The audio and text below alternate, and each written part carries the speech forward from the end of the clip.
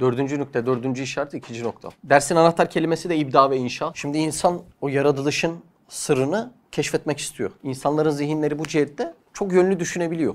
Kur'an yaratılış hakikatini ele aldığında ibda dediğimiz bir anda yoktan var edilişle inşa dediğimiz var edilmiş zerratın kendi içerisinde sürekli bir değişim halinde devam etmesi. İkisini birlikte ele alıyor aslında. Yaratılışta böyle bir süreç var. Bu pencereden baktığımda ben bu saatten sonra yaratılışı iki süreçte değerlendirmek zorundayım. Yaratılışın bir ibda süreci, bir anda ortaya çıkma süreci. Böyle bir anda deyince aklınıza bir şey canlanıyor mu bir örnek? Bir anda. Big Bang. İnceleyeceğiz. Benim de o canlandı. O yüzden onu incelemek istedim bugün. Yani yaratıldıya şöyle bir gözle bakmayalım artık. İki yönü var. Ya yaratılışta ibda süreci var. Yoktan bir anda varoluş. Big Bang dedi Sinan. Ya da yaratılışta inşa süreci var. Var olan zerratların, parçaların teşekkül etmesiyle, bir araya gelmesiyle, yeni bir form oluşturmasıyla ortaya çıkan bir başka yaratılış serüveni var. Buna da inşa diyeceğiz. İnşaya bir örnek var mı aklınıza gelen? Dünyanın 6 günde yaratılışı diyelim. Bu da inşa sürecine güzel örnek olmuş oldu. İbda ve inşa.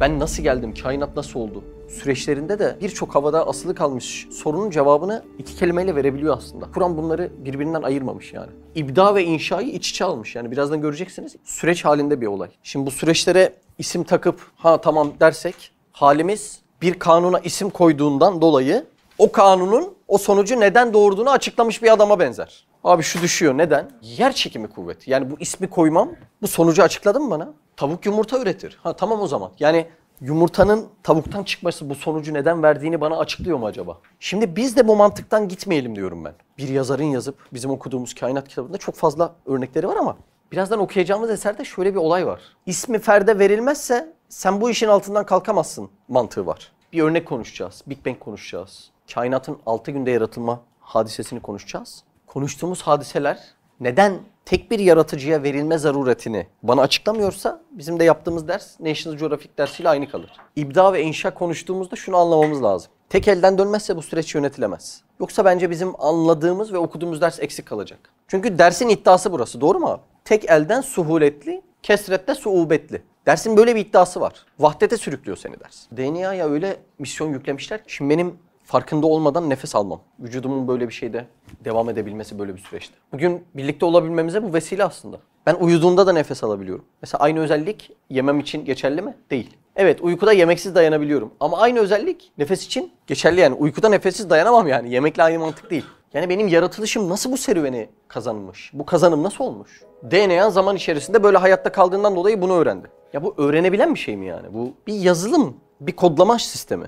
4 nükleotit, onlarda 4 element. Oksijen, hidrojen, azot, karbon. Şimdi bu senin uyurken nefes almanı kodlasın diyelim. Yapmaya da mı muktedir peki? Aynı yapmaya muktedirse ki ben DNA'ya hep bir yazılım ve proje gözüyle bakıyorum. O zaman binanın projesini ortaya attığımda da binanın yapılması icap etmez mi? Kanunun iş yapması gerekir o zaman. Şu an nefes alıyorum, farkında değilim. Dün yatarken de aldım. Ve bu sayede buradayım yani. Bir vesilesi bu. Bunu baz aldığım için bu sayede diyorum. Hani konumun ana meselesi bu. Yaratılış sürecimde şu anki sizinle buluşmamı temel bir vesile kaynağı olan nefes alma faktörü. İşte bazı hastaları izliyorsun da nefessiz kalıyorlar ya. Mesela Covid hastaları ciğer pert olmuş, nefessizler.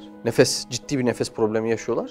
O senin nefesli olduğunu anlatıyor. Yani yaratıcının vermek istediği mesaj itibariyle bir şeylerin zıttı kadar hakikati açıklayabilen bir mesaj hiçbir zaman olamaz. Hiçbir zaman dizimin farkında olmadım hastalığına kadar. Eminim şu parmağını düşünmemişsindir kırılana kadar vesaire. Basket topu dik gelene kadar. Yaratıcının vermek istediği mesaj bu farkındalık olduğundan topun çarpması sonucu yaşadığın sakatlık bir kusursuzluğun emaresi aslında. Çünkü yaratıcının vermek istediği mesajı birebir o sağlıyor. Hapşu sağlıyor. Benim o nefessizliği görmemde nefesimi fark etmem bunu sağlıyor. Ve bu nefesi fark ettikten sonra iradeli olan bir varlığım, bir yönetim alanım var. Bu yönetim alanımın içerisine girmeyen ve mükemmel irade isteyen olaylar var. Yani benim düzenli nefes almam. Bak bir düzen var işin içerisinde. Bir kanuna uyum söz konusu tekrar. Şimdi aynı olayı Yunus balığı için düşünmek zorundayım ben. Yunus'la insan ilişkisi neden bu kadar kuvvetli bir ilişki değil mi? Canlılar içerisinde. Çok örneğimiz var. İnsanlar bir köpek balığına Yunus'a duyduğu sempatiyi duymuyor. Ve gerçekten Yunusların denize düşen insanları kurtarma noktasında da bir mahareti var. Yunus bin Meddah için bile Yunus balığını vesile eylemiş Allah. Tahtel bahir olarak. Şimdi Yunus yavrusu doğar doğmaz yavrusunun da oksijenli solunuma ihtiyacı olduğundan yavrusunu sırt yüzeyinden denizin üstüne çıkarır ki oksijen çekebilsin diye. Allah'ın yarattığı bu sevk ile denize düşen bir insanı da aynı şekilde kurtarabilir yani. Çok ilginçtir. Ama bu Yunus bu hareket için bir şeyleri düşünebilirken belki o nefesi çekme için benim gibi bir şey düşündüğünü zannetmiyorum. Hadi nefes çekelim, hadi nefes çekmeyelim. Hadi nefes çekelim, hadi nefes çekmeyelim. Düşünme derken de yani bir insan gibi düşünme olarak kastetmiyorum. Yani bir sevk, değil mi? Tekrar söyleyeyim, bu soluk alıp vermeyi yapmam sayesinde şu an çay içiyoruz birlikte, kahve içiyoruz birlikte. Umuma teşmil edilmiş ve umumun kullandığı, hem de iradelerini katmadan kullandığı bir yasadan bahsediyoruz aslında. Bak şu anda yapıyorsunuz ha, o nefes alıp vermeyi. Kainatın umumuna işlemiş, herkesin ben kendimle varım, irademle varım iddiasının da dışında yaşamasına vesile olan her canlıya birden işlemiş bir kanun. Bütün canlılar tarafından uyum içerisinde işleniyorsa bu kanun tek bir efendinin elinden çıktığını göstermez mi acaba diye konuşmak lazım. İbda ve inşanın geçerliliği umum kainatı kapsıyorsa bu bir düzen göstergesidir. Benim nefes almam bir düzenin göstergesidir. Yunus balığının nefes alması da aynı düzenin içerisindedir. Yani umuma cari bir kanun var ve bir düzen içerisinde işliyor. Akıl bu düzen koyucuyu aramakla mükellef diye ben düşünüyorum. Bu sorularım sonucu akıl yolu ile Allah'ı bulabilirim. Ama Allah'ı bilebilirim demek değil bu. Bilmek başka bir şey. Onu bilmek için ne icap eder? Kur'an, sünnet, ders. Bunlar icap eder. Bulmakla bilmeyi de ayıralım biz burada. Kainat yaratılışında kendi iradesinin haricinde devam eden ve irade gerektiren süreçleri birinin eline verebilmiş. Burayı akletmiş. Ve demiş ki bir tanrı var demiş. Bulmuş mu? Bulmuş. Ama onu aklın götürmesi gereken, rehberi ve kullanım kılavuzu olan, Muhammed Aleyhisselam'da bir Kur'an olan, kainatın gerçek yaratıcısına götüremediğinden dolayı bilememiş ve bulduğu da batıl kalmış. Yani orada bulmuş dediğimden kasıt ne biliyor musun Sinan? Sıfatlarını bulmuş demek istiyorum. Bakmış ki benim irademin dışında ama ciddi bir irade isteyen. Ya şu yudumda soluk borumun nasıl kapandığını bir izahı olması lazım. Bunun izahını kas yapım böyle diye yapmak, kas yapımın bu sonucu doğurduğunu iddia etmek olur. Ve burası makul değil yani. Geçebiliriz derse arzu ederseniz. Bismihi Sübhanehu. İkinci nokta. Mevcudat iki vecihle icat ediliyor. Evet, artık biz icat yani yaratılış dediğimizde zihnimizde bunu ikiye ayırmamız lazım. Biri ipta ve ihtira, tabir edilen hiçten icattır. Diğeri inşa ve terkip tabir edilen mevcut olan anasır ve eşyadan toplamak suretiyle ona vücut vermektir. İbdaya birden yaratılış diyeceğiz. İnşa seni oluşturan atomlar toparlanır. Yeni bir inşaata başlar. İnşaat kelimesi tam manasıyla düşünürsek olayı çözeriz. Üst üste biner. Sıvacı gelir, alçıcı gelir, vurur. Abi dur bugün kurusun der, ellemeyelim der. Bugün sula duvarı der falan. İcadı artık biz kaça ayırdık? İkiye ayırdık. İbda, inşa. Benim ruhumun yaratılışı ibdaya girer. Bir anda bir yaratılışa. Peki ruhumun kıyafeti olan bu cesedimin yaratılışı hangisine girer? İnşaya. Neden? Çünkü evreler halinde, tedricilik dedik buna. Çok önemli bir kelime. Bir merhale kat ede ede. Önce nutfe oldu. Yani bir zigot oldu. Ardından alaka oldu. Yani pıhtılaşmış, yapışmış kan diyebiliriz. Ardından mudga oldu. İnşa var ya inşa. Kainat niye 6 günde yaratıldı, bu niye böyle, bu niye böylenin hepsinin cevabı inşa hakikatinde. İnşa kelimesini gördüğümüzde hikmet kelimesini düşünmemiz lazım. Bir şeyleri anla, bir şeyleri gözet, bir şeylerin basamaklarını daha iyi analiz et. Bunlar var o işin ortasında. İbda kelimesini düşündüğümüzde de kudreti, anında yaratılışı anlamamız lazım. Dünyada, kainat kitabında, bir baharda, bir kışta, bir yazda oluşan süreçlerin ekserisi inşa hakikatidir. Çünkü dünya hikmet dairesidir. Ahirette, cennet veyahut cehennemde arzu ettiğimiz veya arzu etmediğimiz, gerçeklerle yüzleşeceğimiz veya lezzet ve keyfine bakacağımız hakikatlerin tamamı ise ibda, bir anlık yaratılış üzere olacaktır. Çünkü orası kudret diyarıdır. Şimdi suyu kaynatmak için bir süreç bekliyorsun değil mi? Ahirette bekleyecek misin? Hayır. Orada ibda, burada inşa. Elmayı yemek için bir süreç bekliyorsun. Toprağa, tohumu ektin, suladın, güneşe beklettin vesaire. Yerden çıkıyor. Bekleyesin ki mesela bir fıstık yemek istesen 10-15 yıl bekleyeceksin. Çünkü bu dünya hikmet dünyası. İnşa ile yaratılış var. Peki ahirette böyle mi olacak? Hayır. Tuğba diye bir ağaç var. Hem de ters duruyor. Kökü gökyüzünde, dalları yere bakıyor. Oradan bir anda bir koparış söz konusu. Çünkü orası kudret diyarı. İbda ile yaratılış var. Kainattaki ilk yaratılış eserlerini incelediğimizde iktibas yok. İktibas ne demek? Alıntı. Sorsak ki daha önce nerede gördü de Allah bir elma yarattı? Var mı örneği? Hayır. İşte o elmanın ilk yaratılış ve benzersizliğin her birine de ibda diyeceksin. Şimdi burada elmanın maddi cihette yaratılış süreci var. Buna inşa diyeceksin. Peki elma ağaçta 600 kiloya kadar büyümeye devam ediyor mu? Hayır. Bir yerde duruyorsa kalıbı var demek bu. Sen demiri döktüğünde kendi kendine o şekli alıyor mu? Neyle alıyor? Kalıpla. O zaman elmanın da bir kalıbı var mı? Evet. Nasıl bir kalıp? O manevi kalıp bir ibdanın örneğidir. Büyüme evresindeki bütün süreçleri bir inşanın örneğiyken elmanın her birisinin kendi içerisinde bir diğerine benzemeyen kusursuz rengi ibdanın örneğidir. Rengi alış süreci inşanın örneğiyken kendine has muazzam kokusu ibdanın örneğidir. Bir arabanın insanların eliyle üretiliş sürecinde şöyle bir örneğe rastladınız mı? Bir araba markası belli bir teknoloji ve belli bir kasa bir araba oluşturuyor, ortaya çıkarıyor ve bu araba 200 yıl boyunca artık mükemmel araba olarak hayatına devam ediyor. Bunun daha hiç üstü bulunamamış. Böyle bir şey rastladınız mı? Hayır.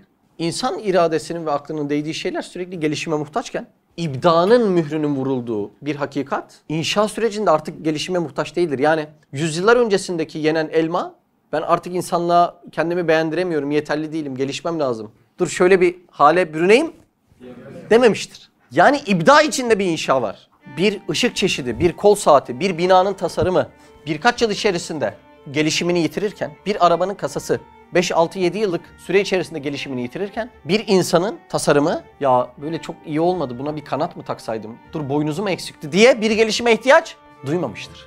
Kainatta insan aklına gelerek oluşturduğu bütün makine ve teçhizatlar hep bir şeye emsal alınarak yapılmıştır. Mesela bir uçak sizce neye emsal alınmıştır? Kuşlara.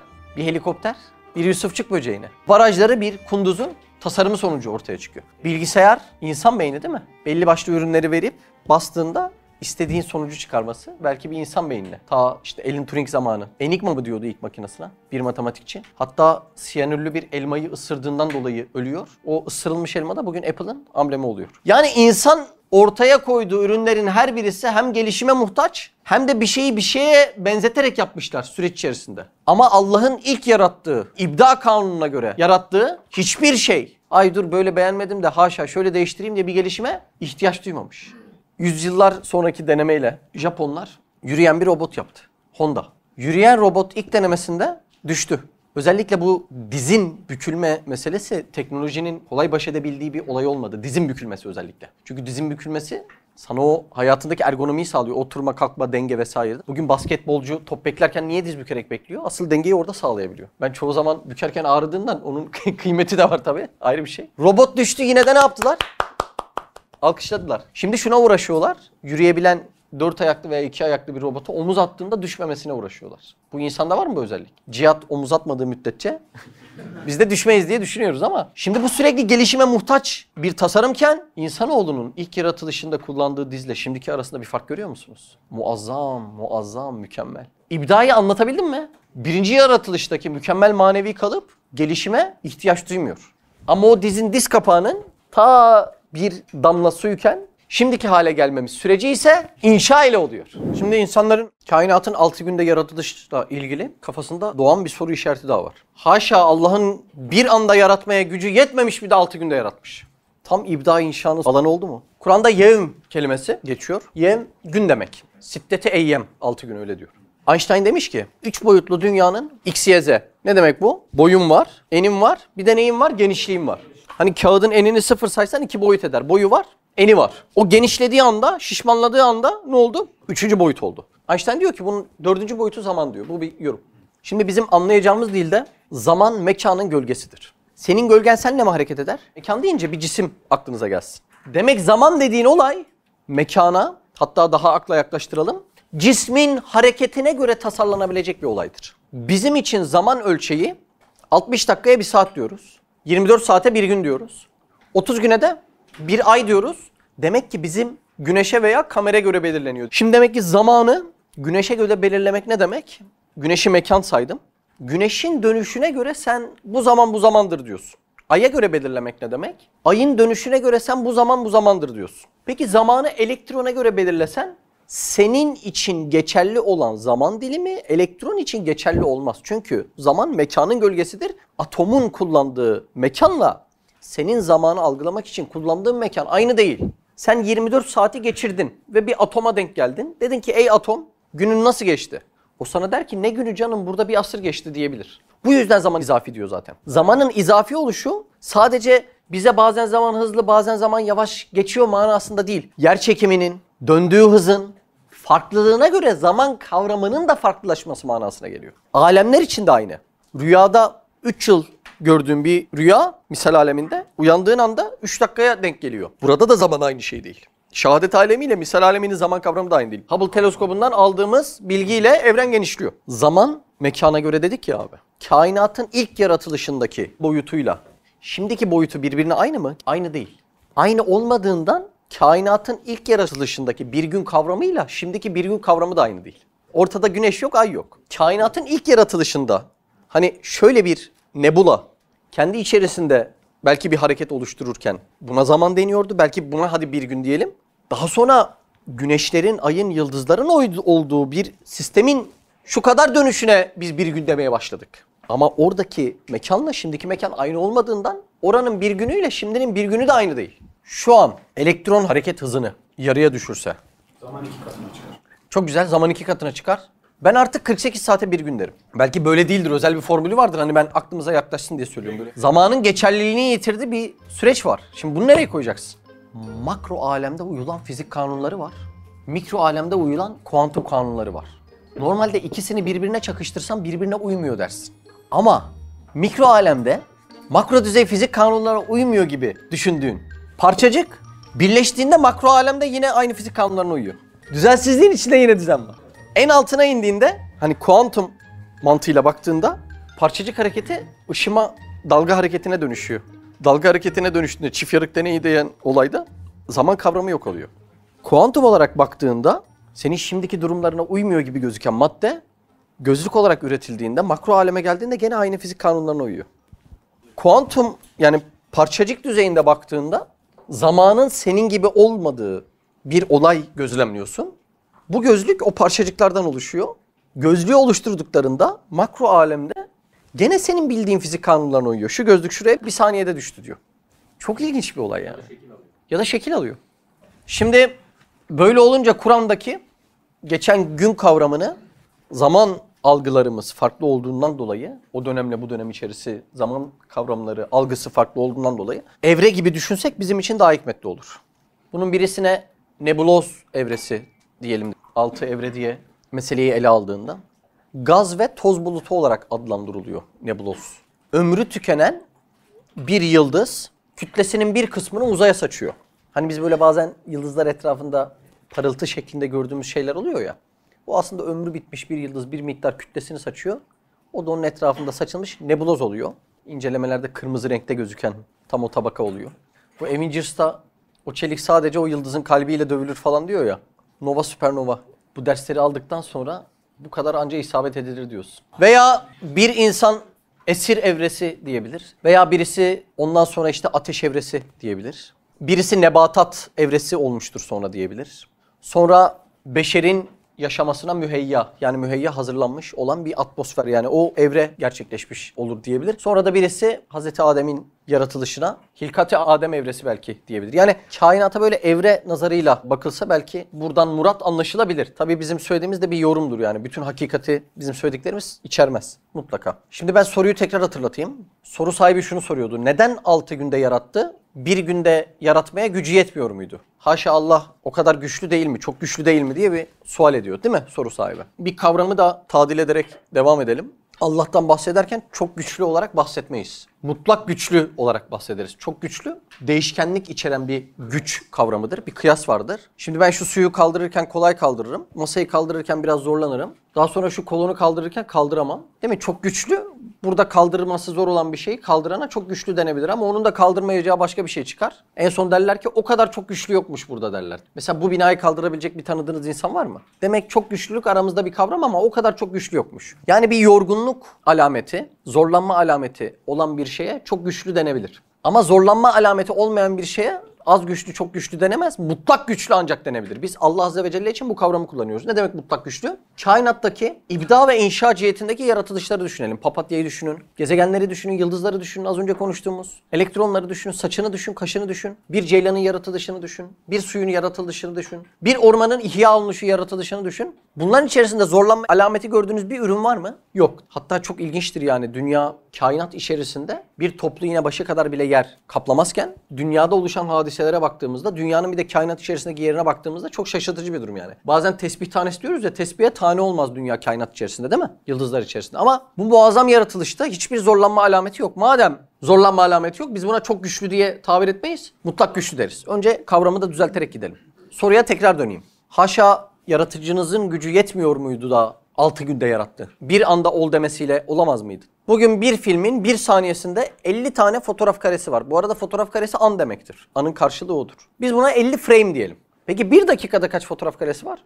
3000 oldu. Bir dakikada senin izlediğin bir videoda 3000 adet fotoğraf birleştirmiş, sen onu video şeklinde görüyorsun. Peki bir saatlik bir film izlesek kaç fotoğraf karesi var? 180 bin fotoğraf karesi var. Şuna abi bir saatlik film diyelim. Şöyle bir atıyorum, 180 bin tane fotoğraf çıkıyor ortaya. Burada filmi bize sunan arkadaş her bir kareyi manalandırabilelim diye bir zaman çizgisinin üzerine tek tek yerleştirmiş. Şu abi bir saat. O bir saatte tek 180 bin adet fotoğraf koymuş ve sen o fotoğrafları manalı bir şekilde bir saat içerisinde anlamlı hale getirmişsin. Şimdi ben gece uyurken uyuyamıyorum. Yani böyle kafamda düşünceleri başka yöne çevirdikten sonra uyuyabiliyorum. O yüzden gece böyle yatarken ya bir video izliyorum, ya bir belgesel izliyorum ya da bir film izliyorum uyumadan önce. Dün de normalde şöyle oluyor. Açıyorum, dikkatim dağılıyor. 5 dakika sonra hop bayılıyorsun.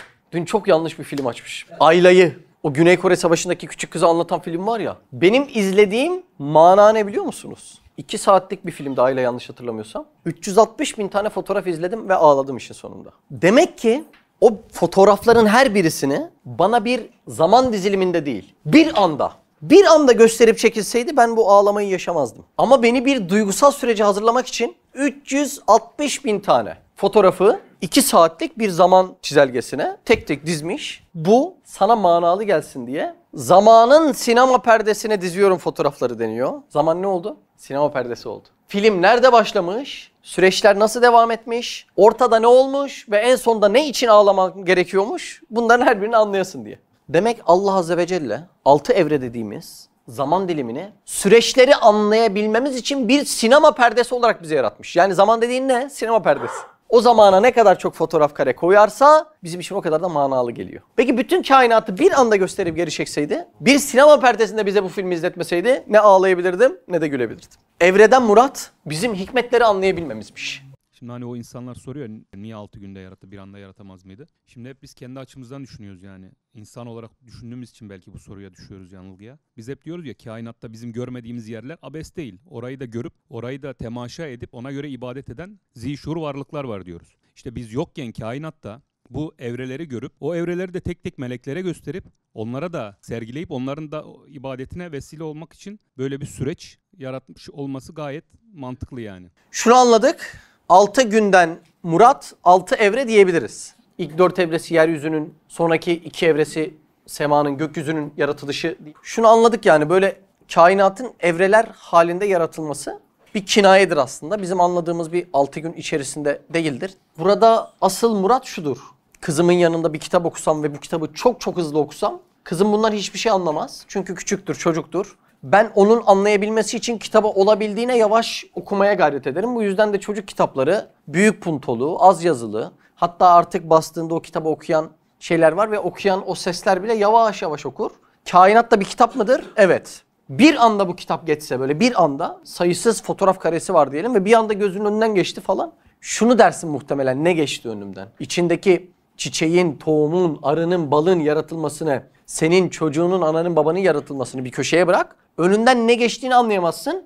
Kainatın ve bu kitabın yaratılmasından asıl mana ve murat okunmasıysa, bu yüzden de bir zaman kavramı içerisinde bu olduğunda daha okunaklı bir hale geliyor. Bir de şu anlamak zorundayız yani. Ben limona baktığımda benim okuyabildiğim kısıtlı ama bir ziraatle uğraşan birisi limona baktığında ettiği tefekkür tahmin bile edilemez. Şimdi ben bir ısırgan otuna baktığımda elimi nasıl bu kaşındırdı derken Botanikle uğraşan birinin ısırgan otunun nasıl bir toprakta neşet ettiği, bunlara baktığındaki hayretleri çok daha ilginç. Yani ben gökyüzüne bakıp ya köyde ne güzel gözüküyor yıldızlar dediğimde astrolojiyle uğraşan, bu alanlarla uğraşan birisinin o yıldızlara baktığındaki hayreti aynı hayret değil. Ve bunların her birisi bir evre, bir süreç istiyor.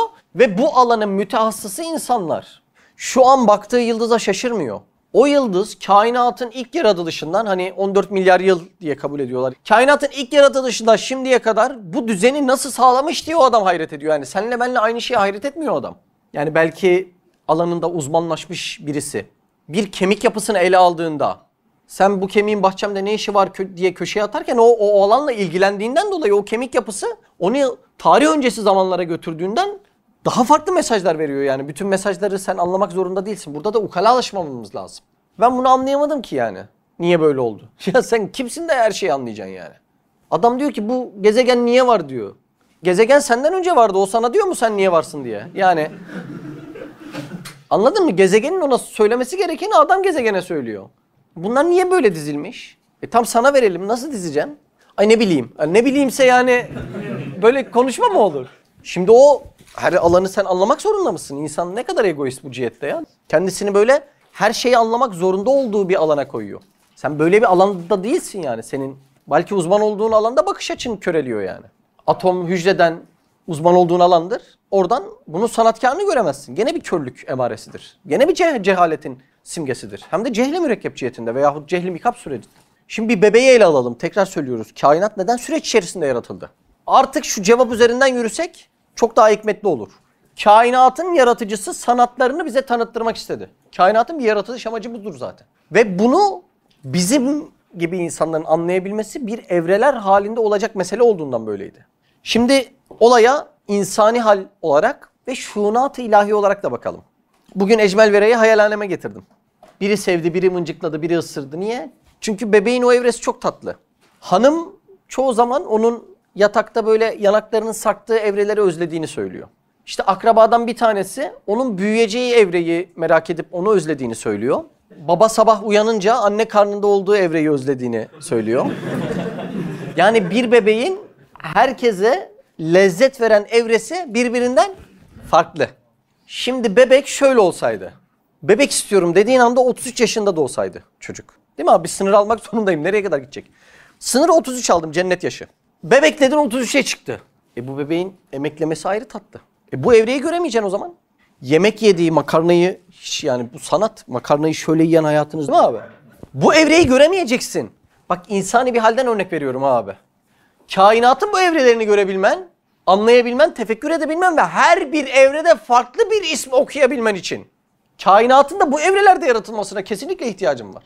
Kimisi çocuğunun mezun olduğu evreden lezzet alır. Kimisi onun da çocuğunu gördüğü evreden lezzet alır. Peki her birisini 33'e sabitlesek, çocuk istiyorum dediğin anda 33'te çıkıyor. Bak ama bunun hamilelik evresindeki insandaki hormonal değişimi bile uzmanları için çok çok ayrı sanatlar. Tam ihtiyaç olan yerde o süt tulumbacıkları nasıl doğuyor? Bu arada lütfen şurayı neticelendirelim. Hormon bu kadar kapsamlı, kuvvetli bir şefkatin sebebi olamaz. Anne neden şefkat gösteriyor? Çünkü hormon. Ya Allah bir şeyi vesile edecek buna yani. Elektrik mi bağlasın? Elektrikle mi şefkat göstersin? Hayır, onu hormonu vesile etmiş. Ama hormon şefkat denen duyguyu vermeye muktedir değildir. Bu bir inanç çeşidi. Onu anlatmak istedim.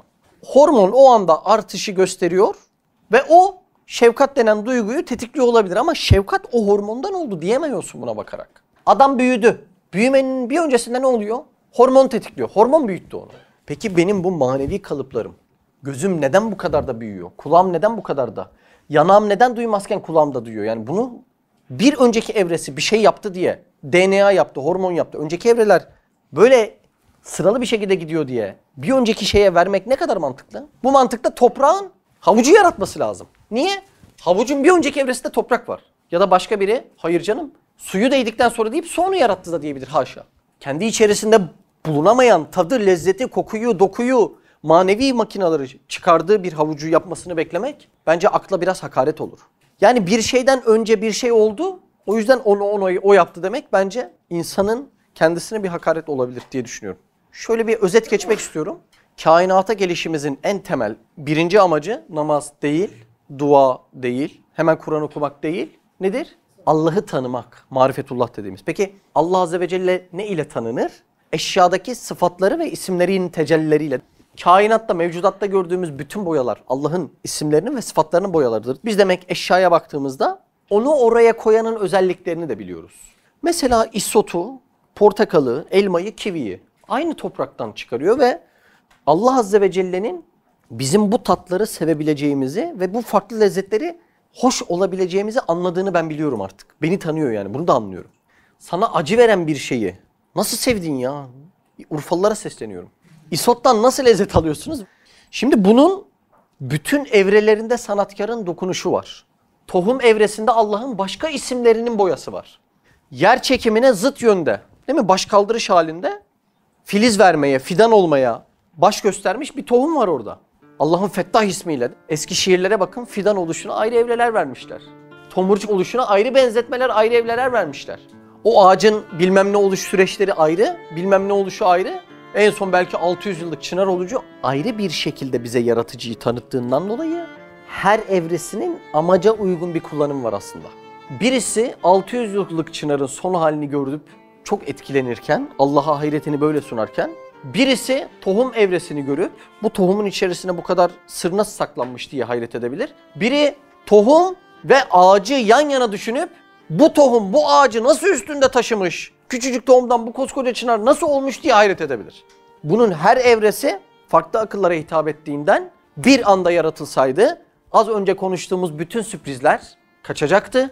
Biz her şeyi belli bir standartta görecektik. Çocuğu 33 yaşında, ağacı sallıyorum 50 yaşında 50 metre boyunda, tohum evresi gitmişti. Bu evrelerin her birisi bizi hayrete düşürürken bütün evreler kaçmıştı artık. Demirin işlenmesi o alanın ilgilisi için hayret verici bir şey. Yıldızların birbiri arasında nova ve süpernova patlamalarıyla oluşan bir demir, evre ve dönem içerisinde sürekli dünyayı döverek dünyaya veriliyor ve insanoğlu bu madeni keşfediyor. Yanılmıyorsam önce kılıç vesaire gibi veyahut tarım ürünleri kullanımında demiri uygularken şimdi arabanın, binanın, gökdelenin, şu kullandığımız kameranın tamamında bir ürün haline geliyor. Bu süreci ayrıntılı bilen bir insan bütün sürece ayrı bir hayret sunabilir. Ama demir bir anda gözümün önüne kamera olarak gelseydi benim en çok hayret ettiğim evre olan nova ve süpernova patlamaları kısmına şaşıramayacaktım. Allah'ı o cihette tanıyamayacaktım. Amacına aykırı bir tavırda bulunmuş olacaktı. Bu yüzden kainat evreler halinde yaratıldı. Her evresinde ayrı mana, ayrı murat var diye. Şu an konuştuklarımıza bir inşa örneği olarak düşünebiliriz. Bir tedricilik kanununa uyar şekilde. Şimdi de arzu ederseniz ibdaya örnek verelim. Bir anda yoktan benzersiz bir yaratılışa. Kur'an'ın bana bahsettiği Allah ilk canlıyı, kainatın ilk zamanını ve ondan sonraki bütün evrelerini ve ondan sonraki bütün canlıları da an ve an yaratmaya devam eden bir Allah'tır demiş. Bir naturalizm felsefesini benimsemiş bir kişiye nasıl dünyaya geldin, bu süreç nasıl başladı diye konuşsak, Big Bang o camiada da tabii ki de kabul gören bir şey olduğundan Big Bang ile diyebilir. Bizim de Big Bang, o büyük patlama, yoktan yaratılışla ilgili tabii ki de bir problemimiz yok. Sadece ayrımlarımız şurada gerçekleşiyor. Böyle büyük bir patlamanın biz kontrollü olduğu kanaatindeyken bu patlamayı iddia eden bir kesim ise kontrolsüz, değil mi? Tesadüfi bir patlama olduğunu öne sürüyor. Biz şunu biliyoruz, patlamalar genellikle bir yıkıma sebep olur. Bu binayı patlatsak bir yıkım olur. Ama bu örnekteki patlamada, Big Bang'de ortaya bir sürü kusursuz tasarımlar çıkmış. Nebatat çıkmış, hayvanlar çıkmış, insan çıkmış ortaya. Karbonu ele aldığında ayrı bir kusursuz tasarım dersin. Kusursuz tasarım fenomeni, karbon diye cümleler ile makale yazanlar oluyor. Azotu ele aldığında, yıldırımı ele aldığında, suyu ele aldığında her birine kusursuz tasarımlar dersin. Ki bebeğin evreler halinde dünyaya gelişi, nutfe, alaka, mudga, bu da bir kanun. Herkes uyuyorsa, her bebek uyuyor mu buna? Uyuyor, o zaman bir kanun. Şimdi bunu ele aldığında bir patlamanın sonucunda kusursuz tasarımlar ve mutlak düzenler oluşması bize bu patlamanın kontrollü bir patlama olduğunu gösteriyor. Bilinçli, şuurlu, iradeli. Diyelim elimde bir hamur var. Hamuru çeviriyorum böyle. Çeviriyorum. Ardından böyle birinci katta yapıyorum bu işi halis görmeden. Çeviriyorum. İçine de bir tane torpil koyuyorum hamurun. Ardından ucunu alevliyorum torpilin. Tam o esnada havaya atıyorum. Torpil havada patlıyor. Bizim iftar sofrası. Bahçede bir tantuni. Fırında biberli ekmek. Masa, küçe, aklınıza gelebilecek bütün her şeyin o patlama sonucunda da oluştuğuna Düşünmek biraz garip oluyor değil mi? Böyle bir patlamanın bu kadar kontrollü, bilinçli, şuurlu bir sonucu defalarca doğurması. Defalarca. Biten tabak üretime devam ediyor yani. Bu patlamanın böyle kusursuz ayarları doğurması bence bir şaşırtıcılık. Bir de termodinamiğin ikinci yasası, entropi yasası dediğimiz. Aslında neden yemek yiyorum? Çünkü vücudum yok olmaya aday. Doğru mu? Ama ben bunu engelleyebilmek için sürekli yemek yiyorum.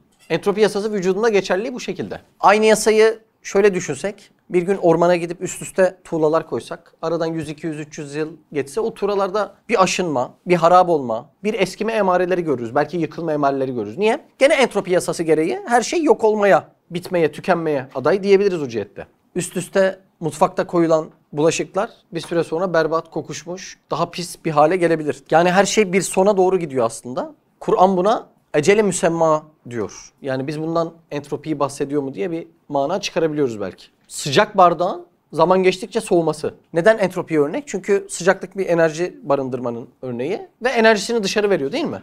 Soğuyarak aslında. Bu da bir entropi değil mi? Big Bang'in bir kaosa sebep olması gerekirken biz sürekli bir düzenliliğe başlangıç olduğunu gördük. Bu da burasını şaşırtıcı bulduk. Entropiyi bu kadar vurgulamamızın sebebi de şöyle ele alabiliriz. Kainat entropi yasası gereği yok olmaya adayken bir patlama sonucunda bu kadar düzenin ve uyumun kontrollü bir şekilde oluşması garip geliyor aslında insana. Bütün patlamalar kaosa sebep olurken Big Bang'i bunun dışında mı tutacağız? Hayır, o başka bir patlama diye mi cevap vereceğiz? Şu an ibda konuşuyoruz ve konuştuğumuz ibdada da inşada da bütün kainatı tek bir yaratıcıya verecek miyiz? Bunu konuşacağız. Kainatın 14 milyar yıl önce oluştuğu modern fizikçe kabul ediliyor. Yıldızların ve galaksilerin düzenli bir şekilde birbirinden uzaklaştığı gözlemlenmiş. Yani bu evrenin genişlediğine işaret oluyor. Ama bu meseleyi daha önce söyleyen birisi varmış. Biliyor muydunuz? Araştırmış mıydınız? Yani Hubble teleskobundan önce söyleyen birisi var evrenin genişlediğini. Kur'an, Efendimiz Aleyhisselam şöyle buyuruyor Zariyat suresinde. Biz göğü büyük bir kudretle bina ettik ve şüphesiz biz onu genişleticiyiz diyor. Bizim şu an teleskoplarla anladığımız bir hakikatin 1400 yıl öncesinde sunulması gene değil mi? Akla kapı açıyor.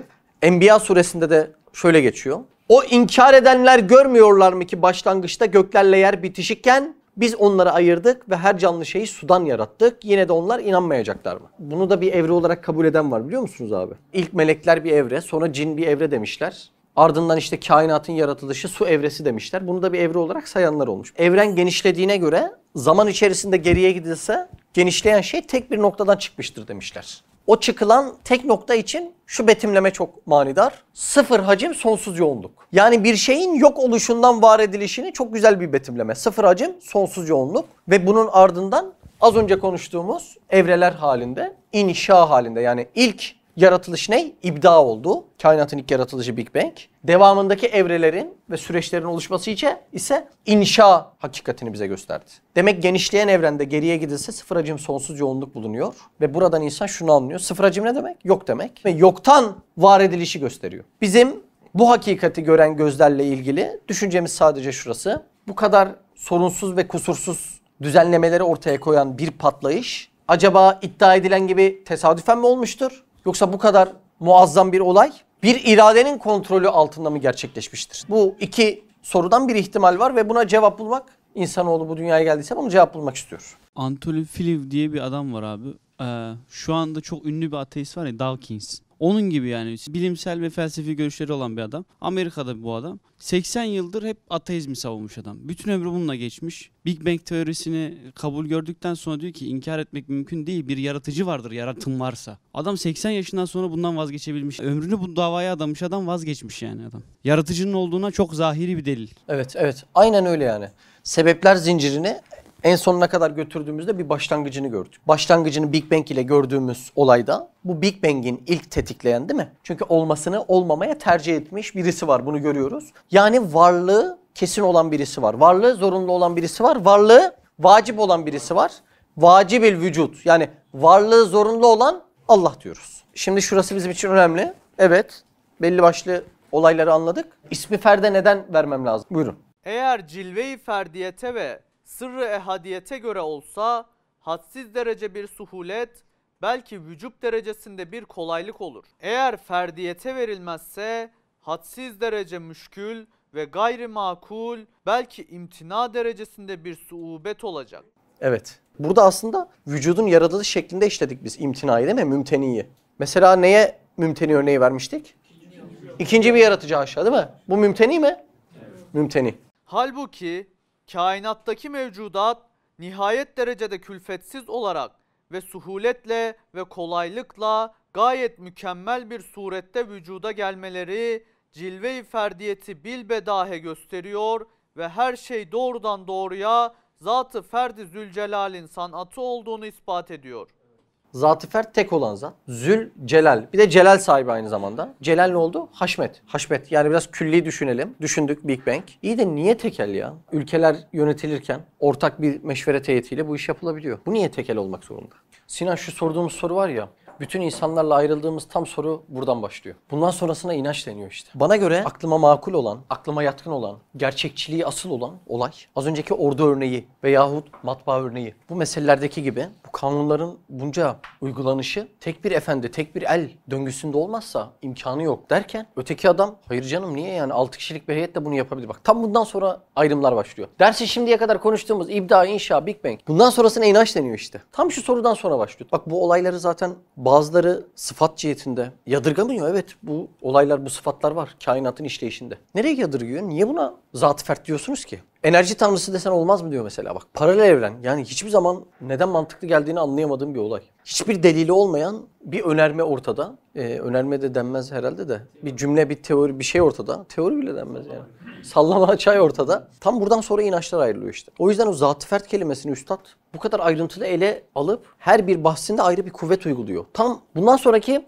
sana tek bir yaratıcının tek bir elden bu kainatı idare etmesi rasyonel gelirken ona bir meşveret heyeti gerçekçi geliyor. Mizacına, fıtratına, yaratılışına bana göre girdiğin günaha, yaptığın haksızlığa göre tam bundan sonra olaylar kopuyor. O yüzden biz de olayı tam buraya bağlamamız lazım ki burada koparamasın bize. Tam buradan kuvvet almamız lazım. Bundan önceki ibda, inşa vesaire bunlar entelektüellik barındırır. İbda ve inşa sendeki Allah itikadını arttırması lazım Sinan. Yani biraz sonra dünyada başına gelecek, rüyanda göreceğin bir hakikati anlamanı sağlayacak bir olaya kuvvet vermesi lazım buranın. Yani bu iman bağı olarak bize gelmesi lazım. O yüzden üstadın burada varmak istediği menzil neyse biz o menzile varmamız lazım. İbda anladım, inşa anladım, 6 gün anladım, Big Bang anladım. Hayır. Bunları boş ver. Yaratıcıyı tam anlaman lazım. Kendi küçüklüğünü görmen lazım. Acizliğinin farkına varman lazım. İtikadın ancak böyle kuvvet bulacak. Bunlar sana böyle bir gazete gevezesi gibi bir entelektüellik katıp yaratıcının kudreti, senin ise acizliğin olarak sana yansımayacaksa hiçbir işe yaramayacak. Yaratıcının varlığını, birliğini anlatan birisi.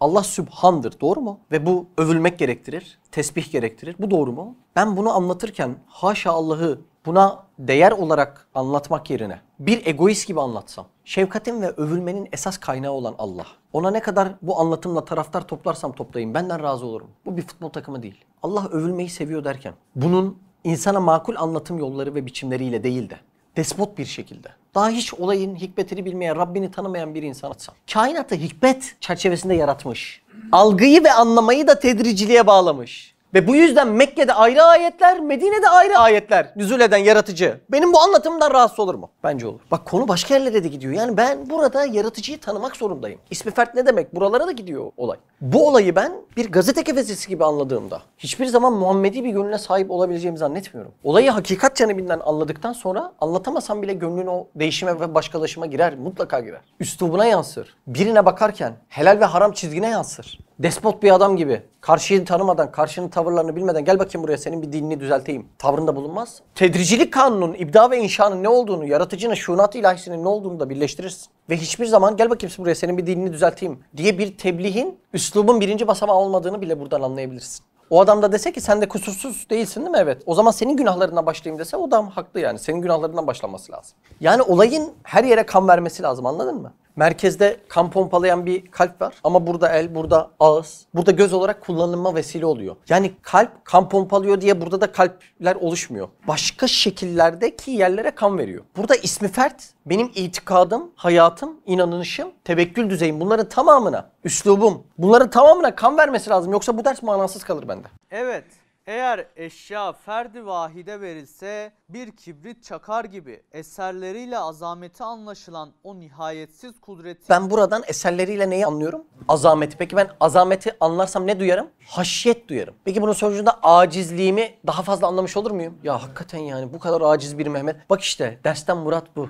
Acizliğini daha fazla anlama. Ama bir insan bu anladığı algılarla kendi acizliğini anlamak yerine başkasının acizliğini anlatmayı murat edinse kendisine, kibirli despot anlatıcıdan başka hiçbir şey çıkmaz. Bu dersten murat o değil. Bu dersten murat senin acizliğini anlamak. İsmi fert karşısında her şey küçüktür. Bunu anlama. Her şey acizdir, her şey fakirdir. Bunu anlama. Gücünün yetebildiği yaşam sürecinde hiçbir şey yoktur. Bunu anlaman değil mi abi? Devam. hiçten icat eder ve ihatalı, nihayetsiz ilmiyle her şeye manevi bir kalıp hükmünde bir miktar tayin eder. Miktar ne demek? Kader demek değil mi? Kader, miktar aynı kök. İsmi fertteki bu ipta ve inşa kanunlarına göre her şeye bir manevi kalıp oluşturuyor, doğru mu? Manevi kalıba göre bu elma üretim esnasında tam burada duruyor. Durmasını ne sağlar? Kalıp sağlar. Ama ben bunu göremediğim için manevi kalıp diyorum. Normalde bu bir kalıba o plastik dökülüp oluşuyordur diye ben tahmin ediyorum. Peki neden kalıp kullanıyorlar? Tabii başka nasıl olacak? Plastik akar gider. Bu niye akıp gitmiyor? Bunda da bir kalıp var. Manevi bir kalıp ve şunu söyleyebiliriz. Şu elimde gördüğünüz elma. Evet, bu elma.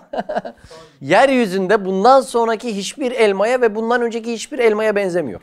Bunun yeryüzündeki hiçbir emsali olmayışı bir ibda örneği. Elmanın gelişim faaliyetlerinin tamamı ise bir inşa örneğidir. Hiçbir elmaya benzemeyişi bizi Allah'ın zatının birliğine götürürken, diğer kainattaki ve yeryüzündeki bütün elmalarla aynı fizik kanunlarına inşasının uyarak çalışması ise vahide. Yani isim ve sıfatlarda Allah'ın birliğine beni götürebiliyor. İkisi birleşince ismi fert. Devam edelim mi?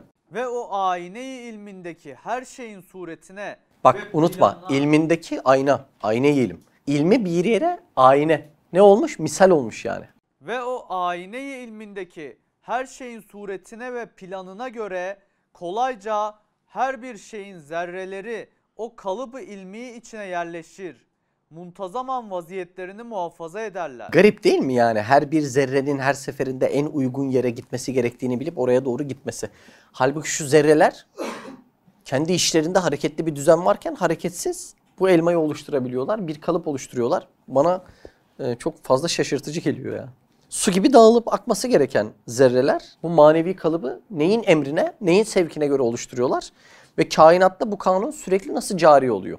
Her bir elmada geçerli oluşu, her bir elmanın tek bir fabrikadan çıktığının da başka bir göstergesi oluyor. Siz kolon yaparken böyle mi yapıyorsunuz? Her kolona ayrı kalıp mı döküyorsunuz? Yok.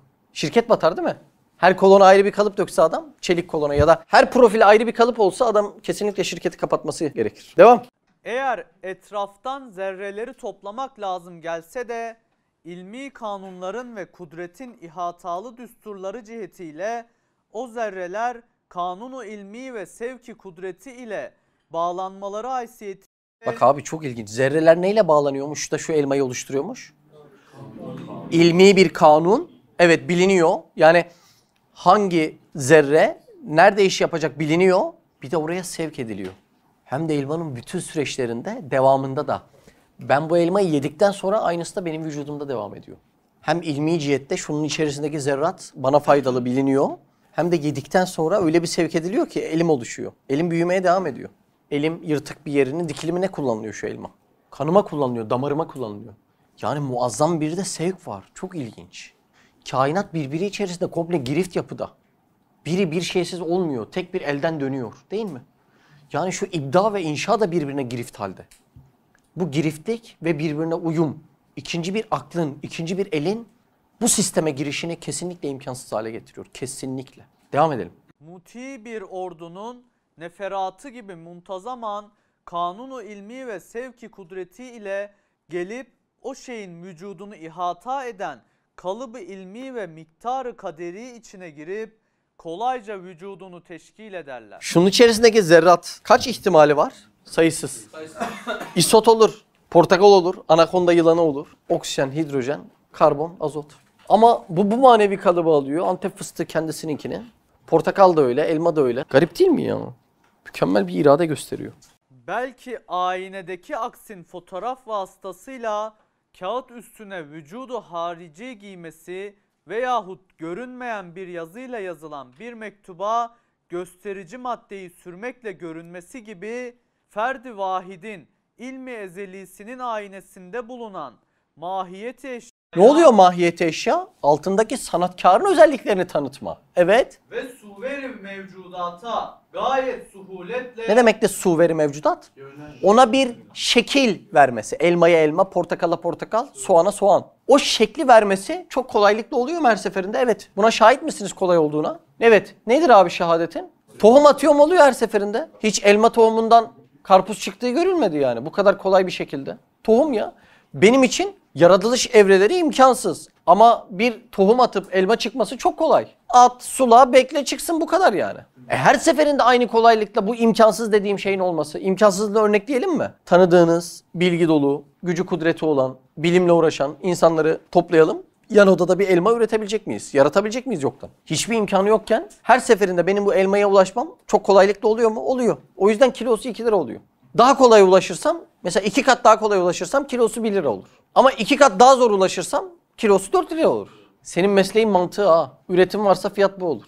Üretimi imkansız ama ulaşımı, üretimden kastım şey yani yaratılması. Bunu yaratmam imkansız ama buna ulaşmam çok kolay. Hatta o kadar kolay ki çoğu zaman para vermeden bir dayı görür, gel evladım bahçemden vereyim, ne olacak ki ya bir elma gitse ne olacak der değil mi? Yaratman imkansız bir şeye ulaşman çok suhuletli. Bunun sebebi kainatın tek elden dönmesi diyor. Neden? Bak suyun üretimini başkasına ver, güneşin sahibi olanı başkasına ver. O ismi fert bağlantısını kurmamız lazım. Ve dersin asıl özüne girmemiz lazım. Bak bunda çok ibda örneği var. Bir teyze görse girin oğlum yiyin ya ne olacak sanki eksilecek mi Allah'ın nimeti der. Peki teyze benim hiç yaratamayacağım bir elmayı nasıl olup bana bu kadar kolay veriyorsun? Çünkü kainat tek elden döndüğünden elmanın bana ulaşımım çok basit bir şekilde oluyor diyor. Bak burayı değişmen lazım. 3 elde olsa bir koalisyona versek, güneş bir yaratıcıda, su bir yaratıcıda, toprak başka bir yaratıcıda olsa nasıl olur abi bu anlaşma? Bir kere sonsuzluk kavramı ortadan kalkar. Sonsuz bir şeyse 3'e bölünmesinin ihtimali olmaması lazım bak. Çöktü mü? Çöktü. Bak abi olaya bak. 3 yaratıcıya haşa böldün. Toprağı birine verdin, güneşi birine verdin, suyu birine verdin. Ne için abi? Bak elmaya ulaşmak için. Normalde biz elmanın yaratılışını ne dedik? Suhuletli dedik, basit dedik. Bir kere 3'e böldüğün anda sonsuzluklara gitti. Sonsuz değiller artık. Kainatı incelediğimde bunun yaratımı için kainatta sonsuz bir gücün olması lazım. Buna aykırı oldu bir kere. Bir elmanın var olması için ne lazım? Kainat lazım. Elmayı bırak bir anda böbreğin olmayan bir insan bile olabilir. Yani üçü de akıldan çok uzak. Bunun artık üretimi zor değil, imkansız olurdu. Ama bunun üretimi, yaratılması, benim açımdan yaratılması imkansızken buna ulaşmam ve bunu kullanmam çok basit bir hal almasının sebebi bunun için ihtiyaç olunan bütün ürünlerin ve malzemelerin tek bir zatın elinden sonsuz çoklukta ve sonsuz kolaylıkta dönmesidir. Bunun zıttı, bunun yaratımını, yaratılışını imkansız hale getirir. İsmi Ferde kan oldu mu konuştuğumuz ibda ve inşa? Oldu mu? Evet. kudret onlara vücudu harici giydirir ve alemi manadan alemi zuhura getirir, gözlere gösterir. Eğer ferdi vahide verilmezse bir sineğin vücudunu ruh-i zeminin etrafından ve anasırından gayet hassas bir mizanla toplamak. Sineğin kanadı için bir mizan gerekiyor değil mi? Mizanı açalım. Ölçüler, miktarlar, kalıplar. Bunda mütabık kalınabilmesi kolay bir şey değil. Tek bir iradeden çıkmadıktan sonra sineğin kanadı neden öyle? Neden daha büyük değil? Neden kanatsızlık seçilmemiş? Bu ihtimallerin içinden çıkamazsın. Ve bir sineğin üretimi, yaratılması bu kadar kolay asla olamaz. Devam. Adeta yeryüzünü ve unsurları eleyip her taraftan o mahsus vücudun mahsus zerrelerini getirerek... Bak abi yeryüzünü eleyip o zerreleri getirecek ya. Getireceği zerreler başkasının olsa nasıl getirecek? Şu birliği kazmak istiyorum yani Sinan. Anladın mı? Bütün zerrelere hükmü geçmeyen, bütün kanunları istediği gibi yaratıp dizayn etmeyen bir zat şu elmayı ortaya koyamaz. İkinci bir elin buna karışması hiçbir zerre kadar imkanı yok. Zerre yani zerre kadar yok. Sen bunu akıl mantığına indirgeyip bir meşveret heyeti bunu yapamaz mı dersen sana ancak gülerler. Senin için gerçekçiliği olan bu cümle bundan sonra onun için bir meşveret heyeti bunu yapabilirken benim için bundan sonrası çok komik. sanatlı vücudunda muntazam yerleştirmek için maddi kalıp belki azaları adedince kalıplar bulunmak. Bakın abiler, velev şunun kalıbını çözdüler. Benim parmağımın kalıbı çözüldü. Tırnağımın kalıbı da çözüldü. Maddi cihette bir problemimiz yok diyelim. Bundan sonra okunacak yer nasıl çözülecek? Buyur. Ve o vücuttaki duygular. Sinirli mi, öfkeli mi, üzgün mü? Bak, bunu nasıl dökeceksin? Bunun kalıbı da yok. Hadi bunun kalıbını döktün. Ya şunu nasıl açıklayacaksın? Manevi duygular. Devam. Ve ruh gibi ince. Allah Allah. Allah Allah. Bunu nasıl yapacaksın? Aynı atom adeti kadar değişmeyen atomlara sahip cansız bir şey koyuyorsun. Papağana ne lazımsa artık onu koyuyorsun. Uçamıyor. Ama yaratıcının ortaya koyduğu bir papağan o canlılık özellikleri gösterebiliyor. Aynı atom, aynı element, aynı şey. Bununla bunun farkı nedir acaba? Ruhu nasıl koyacaksın? Kalıbı yok, bir şey yok. Devam. Dakik, manevi letaifi dahi mizan-ı mahsusla manevi alemlerden celp etmek lazım gelir. Bak o mizanı mahsus dediğini biliyor musun? Senin karakterin ve mizacın. Bu kadar sinirlenir, burada sinirlenir. Bu kadar öfkelenir, burada öfkelenir. Bu kadar sabreder, burada sabreder. Bu kadar sadakatlidir, burada sadakatlidir. Bu kadar hamiyetlidir, burada hamiyetlidir. Bunları nereye koyacaksın? Şimdi biraz burada açmam lazım. İguana yavrusu doğar doğmaz. Hadi iguananın kalıplarını döktün dünyada oluşumunda. O kadar yılanın saldırısından kaçması gerektiğini. Doğduğu an yılan var mı diye kumun altında bekliyor daha yeryüzüne çıkmadan bak. Doğmuş daha ömründe yılan nedir, kum nedir hiçbirini görmemiş. Nasıl oluyor da o yılanlardan kaçması gerektiğini, bu dürtüyü, bu sevki ilahi, bu duyguya barındırabiliyor. Bunu neyle dökeceksin? Hangi kalıpla dökeceksin? Allah aşkına yani. Yani bir yaratıcıya bu sevki vermeden, bu düzeni vermeden iguananın sahip olduğu bu kaçma hissi veyahut bir öfkesi vardır, bir korkusu vardır değil mi? Bir oranı vardır. Mesela bizim aşağıdaki köpek Hüseyin'i görünce cesaretleniyor, ısırmaya çalışıyor ama Halis'i görünce korkuyor. Köpekte demek bunun bir ayarı var. Ama bu söylediğimiz duygu köpeğin maddesinde yok ki. Köpeğin maddesinde olmayan özellik bir araya gelince köpekte nasıl oluşturuyor bu özelliği? İguanada nasıl oluşturuyor? İguananın maddesinde var mı yılan görünce kaçmak? Aynı unsur. Azot, karbon, oksijen, hidrojen. Aynı unsurlar. Aynı elementler. Ha? Farklı mı? Nasıl oluyor da iguanaya bu özelliği veriyor? Maddesinde olmayan özellik iguanada nasıl olabilir? Birbirimize benzemeyen bu manevi tasarım, his, duyguların her birisi irfan ne örneğidir? İbda. Hususi birbirimizdeki bu manevi tasarımların her biri ibda. Yani iguananın maddesel o oluşum süreçleri inşa örneğiyken iguananın yılanı görür görmez kaçma çabası ibda örneğidir. Şimdi Hazreti Süleyman mahlukatın dilini biliyor. Bir gün karıncaların olduğu bir vadiden geçerken ordusuyla karıncalar birbirine sesleniyor bir tanesi. Diyor ki ey karıncalar tez vakit yuvanıza dönün. Süleyman'ın ordusu buradan geçiyor sizi ezip geçmesin. Şu hadiseden insan anlıyor ki bizim anlamadığımız bir şekilde karıncanın içerisinde bir sevki ilahi hatta bir kendine mahsus his var. Karıncanın yaratılışı bir inşa örneğiyken